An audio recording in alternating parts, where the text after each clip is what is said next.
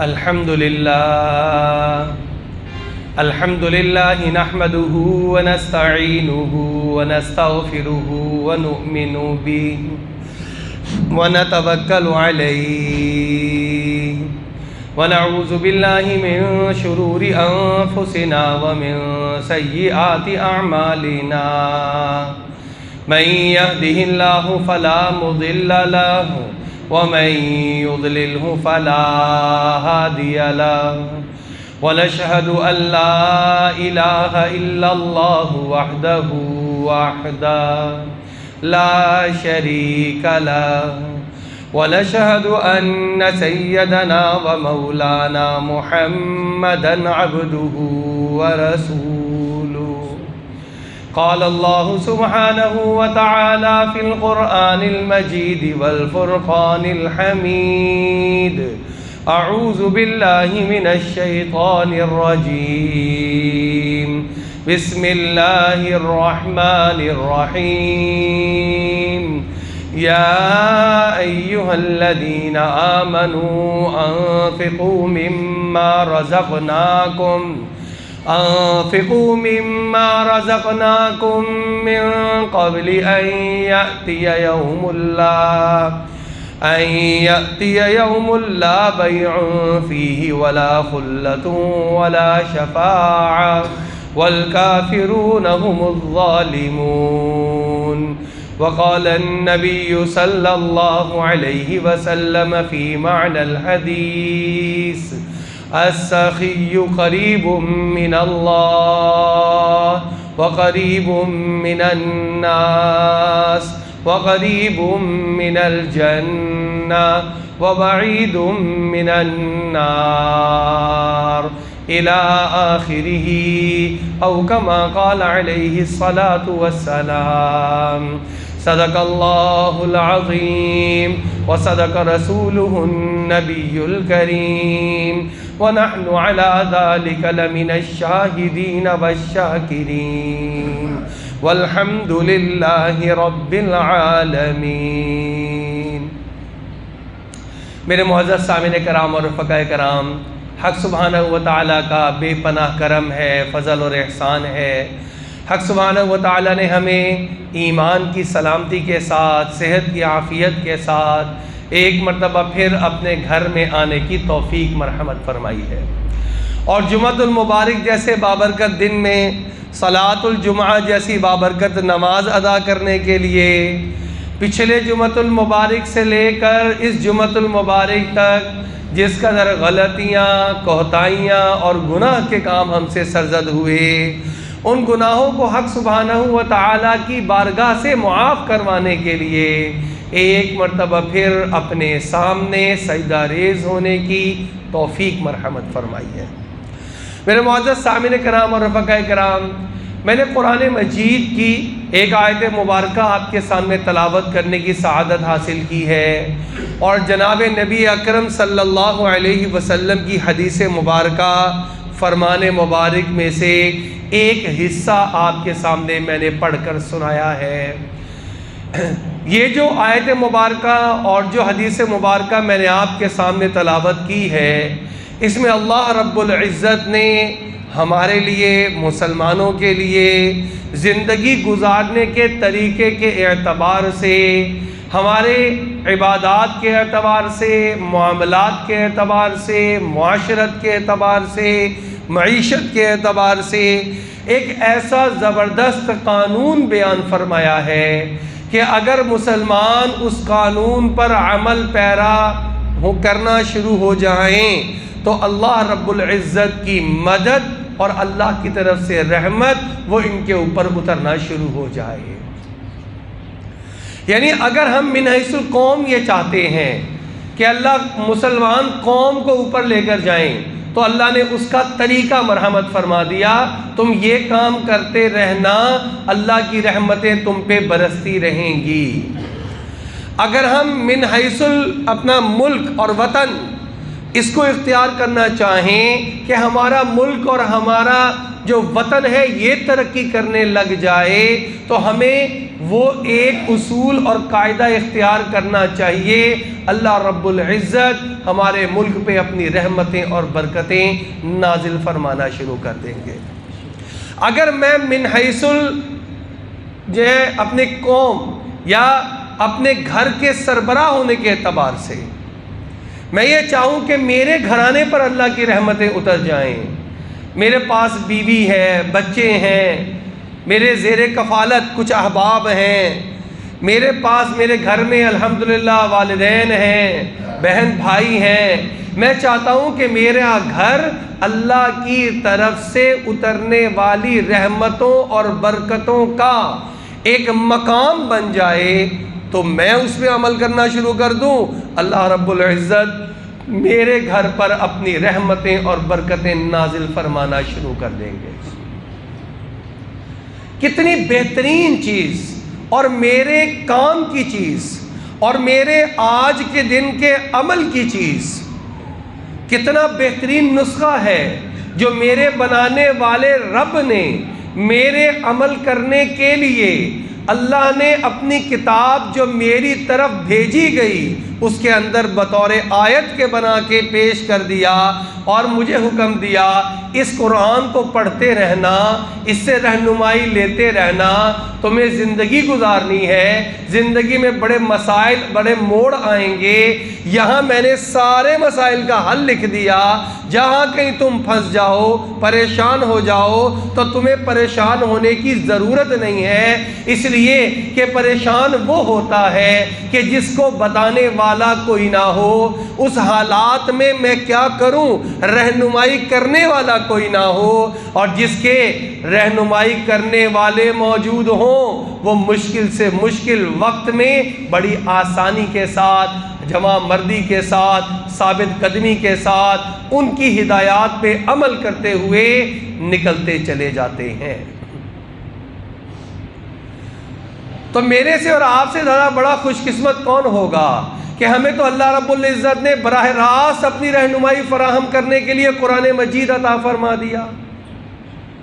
ہم سے بڑا خوش نصیب کون ہوگا کہ اللہ رب العزت نے رہنمائی دینے کے لیے تمام انبیاء کے سردار، امام الانبیاء، سید الانبیاء، خاتم النبیین، شفیع المذنبین، احمد مجتبی جناب محمد مصطفیٰ صلی اللہ علیہ وسلم کو ہمارا نبی بنا کے مبعوث کر دیا، ہمیں ان کی پاکیزہ امت بنا کے اس میں پیدا کر دیا۔ سارا کچھ تو اللہ نے ہمارے ساتھ بطور احسان کے کر دیا ہے، اب آگے کچھ کام ہمارا بھی تو ہے۔ ہم اگر یہ چاہیں ہم نہ قرآن کو پڑھیں گے، نہ حدیث مبارکہ کی طرف رجوع کریں گے، نہ اپنے اللہ سے پوچھیں گے مجھے کیا کرنا چاہیے، نہ اپنے پیارے آقا حبیب کبریا جناب محمد الرسول اللہ صلی اللہ علیہ وسلم سے پوچھیں گے کہ مجھے کیا کرنا ہے، تو پھر کیا ہوگا؟ بھئی کوئی آ کے زور زبردستی سے میرے کان میں آ کے کہہ دے،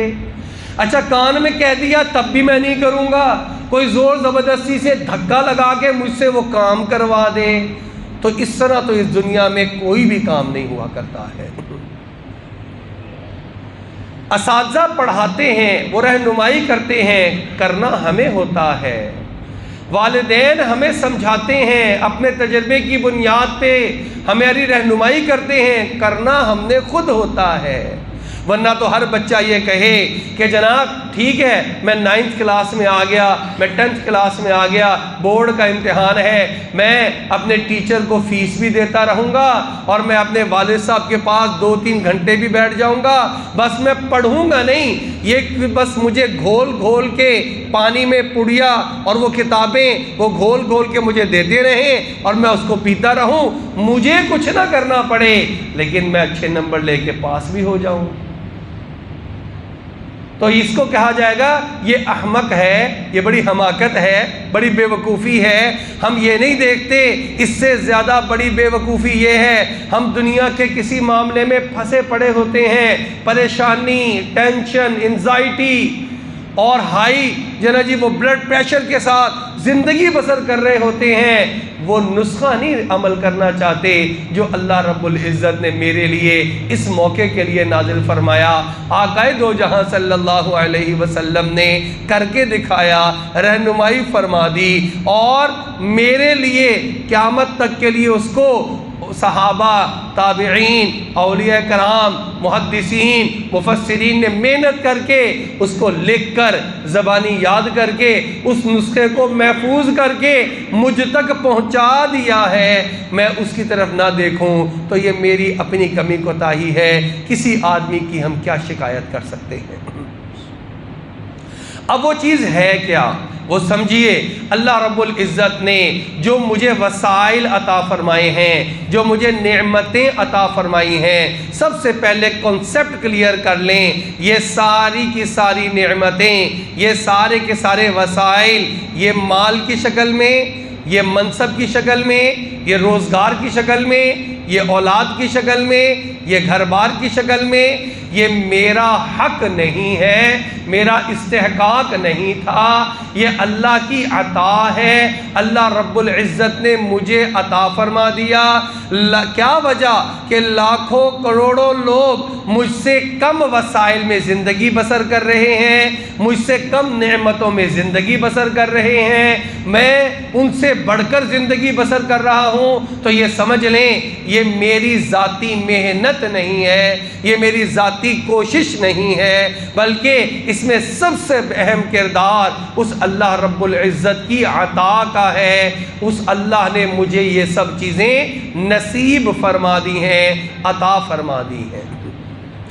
اور یہ عطا فرمانے کے بعد اللہ رب العزت نے جب کوئی نعمت دی جاتی ہے اس کے متعلقہ ہدایات بھی دی جاتی ہیں، اس کو استعمال کیسے کرنا ہے۔ اگر اس کو صحیح استعمال کرو گے تو یہ نعمت تمہیں بڑا فائدہ پہنچائے گی، بلکہ اس سے تم آگے بڑھتے چلے جاؤ گے۔ تمہاری ایک نعمت ابھی ہے، اس کے بعد دوسری نعمت بھی تمہیں مل جائے گی، اگر اس کو بھی سنبھالو گے تو تیسری نعمت بھی مل جائے گی۔ لیکن اگر تم نے یہ جو تمہیں نعمت دی گئی تم نے اس کا استعمال درست نہ کیا تو نہ صرف یہ کہ یہ خراب ہو جائے گی، بلکہ اس کی وجہ سے تمہیں آئندہ نعمتیں ملنے کا دروازہ وہ بھی بند ہو جائے گا۔ ہم عام زندگی کی مثال لے لیں، ہم اپنے بچے کو ذرا بڑا ہوا تو اس نے کہا میں میٹرک کا امتحان دینے لگا ہوں، آپ جو ہے مجھے نئی سائیکل لے کر دے دیں۔ ہم وعدہ کر لیتے ہیں بیٹا تو یہ کام کر لے تجھے نئی سائیکل لے کے دے دیں گے، اس سے اور اوپر کالج میں گیا تو یہ کام اچھے نمبروں میں پاس کر لے یہ امتحان، تجھے میں موٹر سائیکل لے کر دے دوں گا۔ نہیں، اب آپ نے اس کو موٹر سائیکل لے کر دی، اس نے اپنی کمائی سے تو نہیں لی، آپ کی عطا ہے، آپ نے اس کو دی ہے، لیکن اب اس کے اوپر ہے یہ اس کا استعمال کیسا کر رہا ہے۔ بعض چیزوں کا استعمال اتنا خراب کرتے ہیں کہ ایک مہینے کے بعد وہی سائیکل جو آپ نے نئی لے کے دی تھی جب آپ نے سامنے کھڑی ہوئی دیکھی تو آپ حیران رہ گئے، اس نے تو پورے ایک مہینے میں اس کے اوپر کپڑے سے صفائی کرنا بھی گوارا نہیں کیا ہوا، اس نے تو 3-4 جگہ پر اس کی ٹکر مار کے اس کے پہیے کو بھی ٹیڑھا کیا ہوا ہے، مرگاٹ بھی اترا ہوا ہے، گدی بھی پھٹی ہوئی ہے۔ ارے بھائی یہ کیا ہو گیا ایک ہی مہینے میں؟ وہ کہتا ہے آپ نے مجھے دے دی ہے، اب تو یہ میری ملکیت ہے، میں جیسے چاہوں اس کو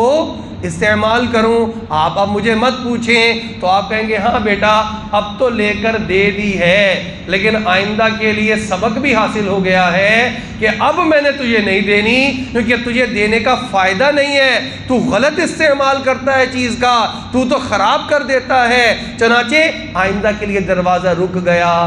لیکن یہی بچہ اگر میٹرک میں سائیکل لی اور اب اس کے بعد ایف اے کا امتحان دے کے فارغ ہوا اور سائیکل لا کے اس نے سامنے کھڑی کی، بابا دیکھیں جیسی آپ نے لے کر دی تھی میں نے اس کا کتنا خیال رکھا ہے، کہیں اس کی ٹکر نہیں ہوئی، اس کو صاف شفاف چمکا کے رکھتا ہوں، اس پہ کوئی زیادہ خرچہ نہیں آتا، لیکن اب میرا کالج دور ہو گیا ہے، اب میں اس پر جاؤں گا تو دیر لگے گی۔ باپ اس کی حالت کو دیکھ کے کہتا ہے بیٹا شاباش، تو نے بڑا اچھا استعمال کیا، تو نے قدر کی ہے اس نعمت کی، تو فکر نہ کر، میں جیسے کیسے بھی کروں گا، اب انشاءاللہ کوشش کر کے تجھے موٹر سائیکل لے کر دے دوں گا۔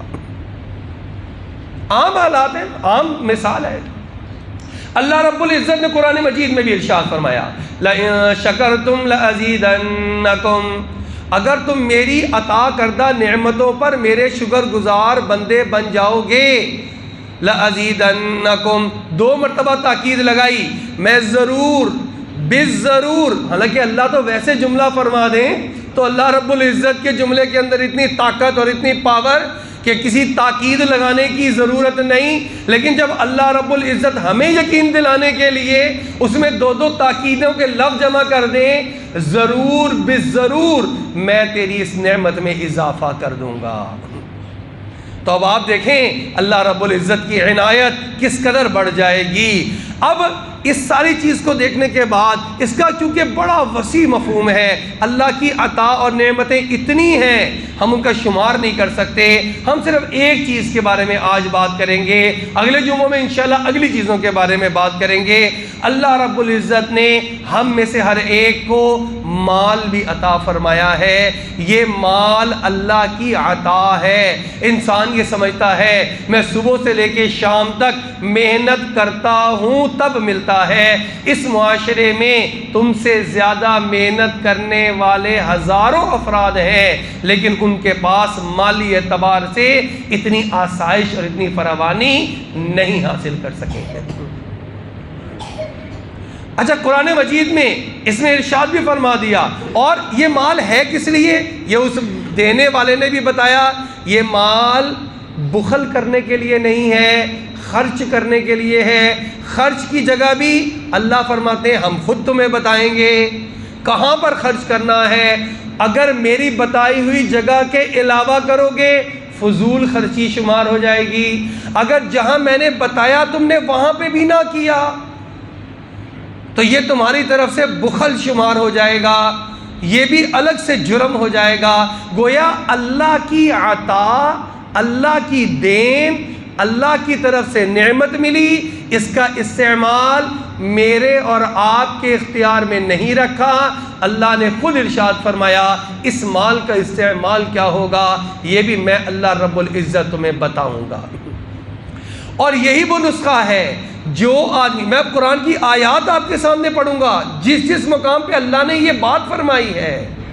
کہ اپنے مال کا درست استعمال کر لو گے اللہ تم پر اپنی رحمتیں اور برکتیں نازل فرما دیں گے۔ آئے قرآن مجید، بالکل آغاز، قرآن کا آغاز ہے، اور قرآن کے آغاز میں کیا ہوگا خلاصہ بیان کر دیا گیا ہوگا، آگے پورے قرآن میں تفصیل ہے۔ اللہ پاک نے سورہ بقرہ کے آغاز میں ہی فرما دیا الذین یؤمنون بالغیب ویقیمون الصلاۃ ومما رزقناہم ینفقون، وہ لوگ جو متقی ہیں اور وہ لوگ جن پہ اللہ کی طرف سے اولئک علی ھدی من ربہم واولئک ھم المفلحون، جو کامیابی پانے والے ہیں وہ لوگ، ان میں صفات ہے کچھ، ان میں سے ایک صفت کیا ہے کہ وہ جو اللہ پاک نے انہیں مال عطا فرمایا ہے وہ اس مال میں سے خرچ کرتے ہیں، لیکن خرچ کہاں کرتے ہیں؟ جہاں اللہ رب العزت نے ان کو جگہ بتائی ہوتی ہے۔ چنانچہ اللہ رب العزت نے جو اس کے علاوہ اللہ نے جو جگہ بتائیں وہ سب سے پہلے کیا؟ زکوٰۃ ادا کرتے ہیں، زکوٰۃ ادا کرتے ہیں۔ مال اللہ نے عطا فرما دیا اور مال دینے کے بعد کہا اس کو تم استعمال کرو، اس کو تم برتو، اس کے سے تم اپنے بچوں کے اور اپنے کپڑے لاؤ، اپنے لیے گھر والوں کے لیے کھانے کا انتظام کرو، رہنے کا انتظام کرو، زندگی آسانی سے گزارو، کسی سے مانگنے کی نوبت نہ آئے، کسی کے سامنے ہاتھ پھیلانے کی نوبت نہ آئے۔ یہ مال تمہیں دیا ہے، اپنی آل اولاد اور اپنی ضروریات پر خرچ کرو، لیکن جب یہ مال ہم تمہیں اتنا دے دیں کہ تمہاری ضرورت پوری کر جانے کے بعد بھی بچ جاتا ہو، اور بچتا بھی کتنے عرصے کے لیے ہو، تم نے سیونگ کر لی، اس کا مطلب ہے یہ بچ رہا ہے، یہ اللہ نے تمہاری ضرورت سے زائد دیا۔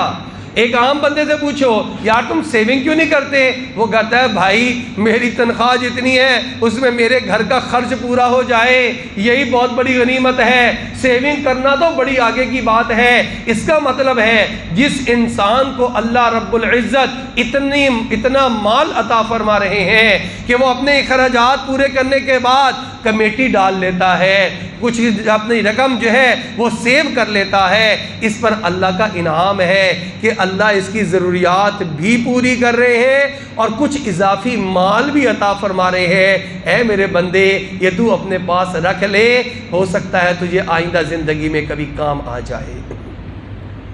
تو اب تیرے ذمہ یہ بھی ہے کہ یہ جو ضرورت سے زائد مال ہے اس کی جتنی اماؤنٹ تیرے پاس پورے سال جمع ہوئی ہے، اس میں تیرا سال گزر گیا ہے، تو اس پورے مال میں سے جو بچا ہوا ہے اس میں سے 2.5% صرف 2.5%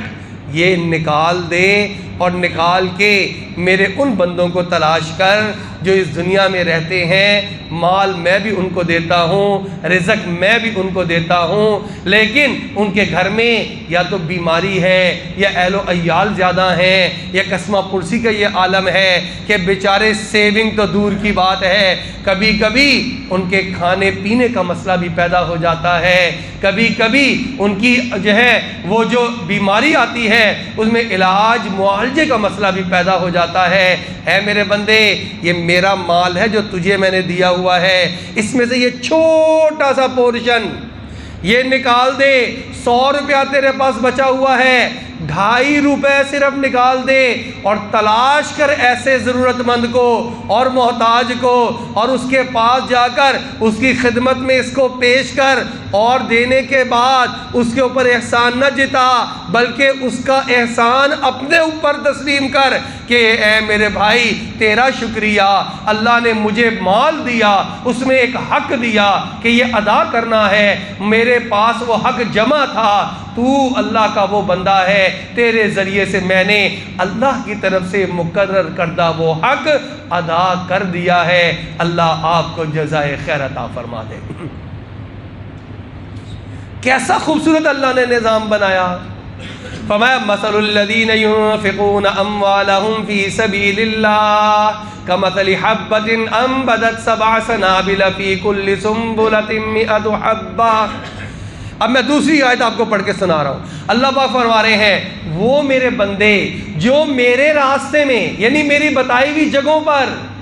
خرچ کرتے ہیں، ان کی مثال ایسی ہے کہ جیسے کہ کوئی کسان جب کھیتی ڈالنے کے لیے اپنے کھیت کے اندر ہل چلاتا ہے، اب بالکل خالی میدان ہے، اس کے اندر چند بوری جو ہے بیج ڈالتا ہے، چند بوری بیج ڈالتا ہے، لیکن جب یہ بیج ڈل جاتا ہے ایک دانہ ہوتا ہے، اللہ اس دانے سے پھر ایک پودا نکالتے ہیں، اس پودے کے اندر پھر کئی ساری بالیاں نکالتے ہیں، ہر بالی میں پھر کئی 100 دانے پیدا کر دیتے ہیں۔ تو اللہ فرما رہے ہیں کہ یہ ایسے ہی ہے گویا ایک دانے سے اللہ 700 دانے پیدا کر دیں۔ ایسے ہی یہ میرا بندہ جو اللہ کی عطا، اللہ کے فضل اور اللہ کے دیے ہوئے مال میں سے اپنی ضرورت سے زائد مال میں وہ زکوٰۃ کا حق ادا کر دیتا ہے، گویا یہ ایک اپنے دانے کے عوض 700 دانے اللہ رب العزت کی طرف سے بطور اجر کے حاصل کر لیتا ہے۔ اب بتائیں گھر میں کتنی رحمتیں اور برکتیں ہوں گی جو اللہ کے اس حکم کو یعنی زکوٰۃ کو صحیح طریقے سے ادا کرنے لگ جائے۔ قرآن ہمیں فیصلہ کر کے سنا رہا ہے تمہاری تنگیاں گھر کی دور ہو جائیں گی اگر تم زکوٰۃ کا صحیح حساب کر کے فرض زکوٰۃ ادا کرنا شروع کر دو۔ اور اگلی چیز فرما دی لا تبطلوا صدقاتکم بالمن والاذی، خبردار اپنے صدقات کو، پھر زکوٰۃ، پھر اس کے بعد کچھ ایسا مقام کی ایسی جگہ جہاں پر زکوٰۃ کا مال تو میرا تھوڑا ہے، کچھ ایسا جگہ ہے جہاں پر مصرف بھی ہمیں آنکھوں سے نظر آ رہا ہے، ہم وہاں پہ زیادہ خرچ کر دیں۔ وہاں زیادہ خرچ کر دیں. کچھ ایسی جگہ وہاں پہ زکوٰۃ لگتی بھی نہیں ہے. مثال کے طور پر انسان خود آسائش میں آ گیا, اس کے والدین نے محنت کر کے پالا پوسا, ان کی حالت ابھی غربت میں ہے, یہ اللہ نے اس کو چاند لگا دیے. اب یہ والدین کے اوپر جو خرچ کرے گا وہ زکوٰۃ میں سے تو کر ہی نہیں سکتا. یہاں تو وہ ظاہر بات ہے اللہ کو راضی کرنے کے لیے جو مال خرچ کرے گا وہ زکوٰۃ میں سے کٹوتی نہیں کر سکتا, یہ تو اپنی طرف سے کرے گا. اس کو اللہ نے ایک اور نام دیا, نفل صدقہ, کہ اس کو اللہ اب یہ اجر عطا فرمائیں گے. یہ اپنے اولاد میں سے کوئی کمزور رہ گیا تو اس اولاد کو تو زکوٰۃ دے ہی نہیں سکتا. یہ تو وہاں پر جو کرے گا وہ زکوٰۃ کے علاوہ سے کرے گا. یہ مسجد کی تعمیر ہو رہی ہو, اس کے اللہ کا گھر ہے, اللہ کے گھر میں زکوٰۃ کا مال لگا ہی نہیں سکتا. یہاں تو وہ دے گا تو الگ سے دے گا. فرمایا یہ جو الگ سے دے گا زکوٰۃ ادا کرنے کے بعد الگ سے دے گا, یہ اللہ کا اور زیادہ محبوب بندہ بنتا چلا جائے گا. ایک حدیث مبارکہ سنا کر میں بات کو مکمل کرتا ہوں. بخاری شریف کی روایت سنا رہا ہوں. بنی اسرائیل کا ایک انسان, 3 لوگوں کی مثال دی آپ صلی اللہ علیہ وسلم نے. فرمایا ایک بندہ وہ تھا کہ جس کو تینوں کے ساتھ کچھ نہ کچھ مسائل تھے, اور مسئلے دونوں تھے, جان کا مسئلہ بھی تھا اور مال کا مسئلہ بھی تھا, لیکن ہر ایک کے ساتھ الگ الگ طرح کے. مال کا مسئلہ تو سب کا ایک جیسا تھا, تینوں کے تینوں ہی غریب تھے, لیکن جان کا مسئلہ تینوں کا الگ الگ تھا. ایک وہ شخص تھا کہ جس کو آنکھیں نہیں تھیں, مادرزاد نابینا تھا. اب نابینا آدمی کی زندگی کیا ہوگی ہم سب سمجھ سکتے ہیں. اگر سمجھنا اور زیادہ ضروری ہو تو 1 گھنٹے کے لیے اپنی آنکھوں پہ پٹی باندھیں اور باندھ کے اپنے گھر کے کام کرنے کی کوشش کریں, پتہ لگ جائے گا کہ آنکھیں کتنی بڑی نعمت ہے. اسی گھر میں جہاں آپ پلے بڑے, جا کے باورچی خانے تک کوئی چیز لینا کرنا یہی مشکل ہو جائے گا. جہاں پر آپ اوپر کی منزل میں کئی سالوں سے چڑھ اتر رہے ہیں, ذرا آنکھیں بند کر کے اتریں اور چڑھیں, پتہ لگ جائے گا کتنی جگہ پر انسان ٹکر کھاتا ہے. تو وہ مادرزاد نابینا تھا. اللہ رب العزت نے فرشتے کو بھیجا, جاؤ ان تینوں لوگوں کے پاس جاؤ. وہ آیا اور آ کر نابینا کو کہا کہ تو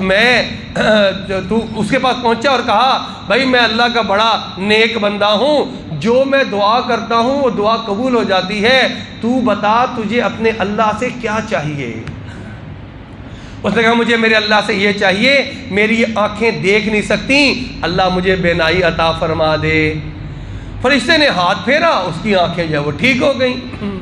وہ بڑا خوش ہوا, انتہائی خوش ہے, ہاتھوں سے دیکھ رہا ہے یہ میرا کیا ہے, آنکھوں سے دیکھ رہا ہے, سب کچھ نظر آ رہا ہے. اسے پوچھا تجھے مال بھی چاہیے؟ ہاں چاہیے. کیا پسند ہے؟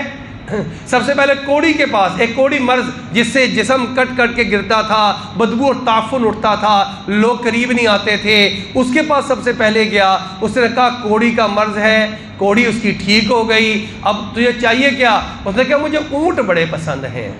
انہوں نے کہا یہ لے, یہ ایک اونٹنی ساتھ تھی. انہوں نے کہا یہ اونٹنی تیرے پاس ہے, اور وہ اونٹنی جو ہے وہ گابن تھی یعنی حاملہ تھی, اور یہ دعا دی اللہ تجھے اس میں برکت عطا فرما دے. اس کی نسل اتنی بڑی کہ اس کا بہت بڑا ایریا اور علاقہ اونٹوں سے بھر گیا کچھ سالوں میں. دوسرے کے پاس گیا اسی وقت میں, اسے پوچھا ہاں بھائی, اس نے کہا میرے سارے جسم پہ بال ہی نہیں ہے. کچھ ایسے لوگ ہوتے ہیں جن کے جسم پہ نہ بھووں کے بال, نہ سر کے بال, نہ داڑھی کے بال, نہ جسم پہ بال, لوگ ان کا بھی مذاق اڑاتے ہیں. اس نے کہا میں بڑا شرمندہ ہوتا ہوں, میرے جسم پہ بال نہیں ہے, اللہ مجھے بال عطا فرما دیں. اس نے ہاتھ پھیرا, بال آ گئے. اور کیا چاہیے؟ مال کیا پسند ہے؟ اس نے کہا مجھے گائے بہت پسند ہے. اس نے ایک گائے دی اور وہ بھی حاملہ تھی. کہا اللہ اس میں تجھے برکت عطا فرما دے. اللہ نے ایسی برکت دی کہ چند سالوں میں اس کا بھی پورا کا پورا چراگاہ بھر گئی, بھینس سے, گائے سے, اور جو ہے کیا کہتے ہیں وہ سارے جانوروں سے. تیسرے کے پاس گیا تو وہ نابینا تھا. نابینا کو اس نے کہا تجھے کیا چاہیے؟ اس نے کہا بکری چاہیے. اس نے بکری دی اور وہ بھی حاملہ تھی. اللہ تجھے اس میں برکت دے. چند ہی سالوں میں اس کا پورا گھر ہرا بھرا ہو گیا, پورا علاقے میں چراگاہ سب سے بڑی اس کی ہو گئی. جب 8-10 سال گزر گئے اور یہ سب مال و دولت والے ہو گئے، اور انسان تو پھر اپنی ذات بھی بدل لیتا ہے، علاقہ بھی بدل لیتا ہے، پھر وہ چودھری صاحب، ملک صاحب یا فلانا صاحب کہلاتا ہے۔ وہ جب اس پوزیشن پہ پہنچ گئے تو اللہ نے دوبارہ بھیجا، جا میرے فرشتے، بخاری شریف کی روایت سنا رہا ہوں، آپ صلی اللہ علیہ وسلم نے میرے اور آپ کے لیے پیغام ہے یہ جو عام تک پہنچ رہا ہے، عمل کی چیز ہے آج کے لیے۔ آپ صلی اللہ علیہ وسلم نے ارشاد فرمایا، فرشتہ آیا سب سے پہلے اسی اونٹ والے کے پاس اور آ کر اس سے کہا، بھائی میں مسافر ہوں اور میں نے آگے تک جانا ہے، میرے پاس نہ سواری ہے نہ کچھ ہے، تو یہ کر دے کہ مجھے ایک اونٹ دے دے۔ اس نے کہا، یار میرے پاس تو اونٹ جو جتنے ہیں نا، یہ تجھے نظر تو آ رہے ہیں، یہ اتنے 100 اور 1000 اونٹ، لیکن مجھ پہ قرضہ بھی پڑا ہے جو تجھے نظر نہیں آ رہا۔ اس نے کہا، میں اللہ کے نام پہ تجھ سے مانگ رہا ہوں۔ اس نے کہا، ہاں ٹھیک ہے۔ اس نے کہا، اللہ کے نام پہ مانگ رہا ہوں جس اللہ نے تجھے عطا فرمایا ہے۔ اس نے کہا، یہ تو نے کیا بات کی، یہ تو میرے آبا و اجداد کی کمائی ہے، یہ تو پشت در پشت میرے پاس وراثت میں چلی آ رہی ہے، میں کوئی نیا امیر بنا ہوں، میں کوئی نو دولتیا ہوں، یہ تو نے کیا بات کی ہے، اور جا یہاں سے چلا جا، خبردار تو نے تو میرا سارا موڈ ہی خراب کر دیا۔ اس نے کہا، اچھا چل اگر ایسا ہے تو اللہ تجھے ویسا ہی کر دے جیسا تو تھا۔ اس کے بعد آگے چلا گیا، آگے جا کر اس سے پوچھا جو کہ گنجا تھا، اس نے کہا، ہاں بھائی میں مسافر آدمی ہوں، میں اللہ کے نام پہ تجھ سے مانگتا ہوں جس اللہ نے تجھے یہ سب عطا فرمایا۔ اس نے کہا کہ اللہ نے عطا فرمایا، یہ تو میرے پاس کوئی نیا ہے، یہ تو جدی پشتی میرے پاس گائے بھینسیں پالنے والے میرے آبا و اجداد، یہ تو ان کی محنتوں کی کمائی، میں نے اپنے ہاتھوں سے کمایا، اور تو نے یہ بات کر کے میرا سارا موڈ خراب کر دیا، اور جا یہاں سے چل، نکل، کوئی نہیں ہے میرے پاس۔ اس نے کہا، اچھا اگر ایسا ہے کہ تیرے پاس پہلے سے ہے تو اللہ تجھے ویسا کر دے جیسا تو پہلے تھا۔ اس کے بعد کیا، تیسرے کے بعد اس سے جا کے پوچھے، اس سے کہا، بھئی میں مسافر آدمی ہوں، مجھے کچھ چیزیں چاہیے اور اس اللہ کے نام پہ دے جس اللہ نے تجھے بینائی بھی عطا فرمائی اور یہ سارا مال بھی عطا فرمایا۔ اس نے کہا، ہاں ہاں بالکل تو نے صحیح کہا، میں تو اندھا تھا، میں تو محتاج اور غریب بندہ تھا، میرے پاس تو کچھ نہیں کھانے کو تھا، لیکن یہ سب کچھ اللہ نے دی اور اتنی برکت دے دی، میں اس میں تجھے خود نہیں دیتا، تیری مرضی ہے، تو نے اس اللہ کے نام پہ لیے مانگا ہے، خود ہی جا، جتنا تجھے چاہے اس میں سے لے کے چلا جا، یہ تو سارا کا سارا اس اللہ کی عطا اور اس اللہ کی دین ہے۔ اس نے کہا، اللہ تجھے برکت عطا فرمائے، مجھے کچھ نہیں چاہیے، بس یہ ایک امتحان تھا، اللہ تجھے اس میں اور بھی اضافہ کر دے۔ بخاری شریف کی روایت سنا رہا ہوں، وہ پہلے والے سارے مال و دولت اجڑتے ہوئے آنکھوں سے دیکھ کر پرانی پوزیشن پہ آ کے کھڑے ہو گئے اور اللہ نے اس کو اور مال و دولت نصیب فرما دیا۔ یہ ہم میں سے کئی ایسے لوگ ہوں گے اپنے گاؤں سے، علاقوں سے آئے تو کیا حالات تھے، آج اللہ نے ہمیں کہاں پہنچا دیا، لیکن ہمیں وہ چیز یاد رکھنی ہے کہ اللہ رب العزت نے جو مال، جو منصب عطا فرمایا، اس کو اللہ کے راہ میں خرچ کرنے سے ہمیں دریغ نہیں ہونا چاہیے۔ اللہ رب العزت سے دعا ہے اللہ ہمیں اپنے اس مال جیسی نعمت کو صحیح انداز سے خرچ کرنے کی توفیق عطا فرما دے، رحمتیں اور برکتیں نازل فرمانے کی توفیق عطا فرما دے۔ وآخر دعوانا ان الحمد للہ رب العالمین۔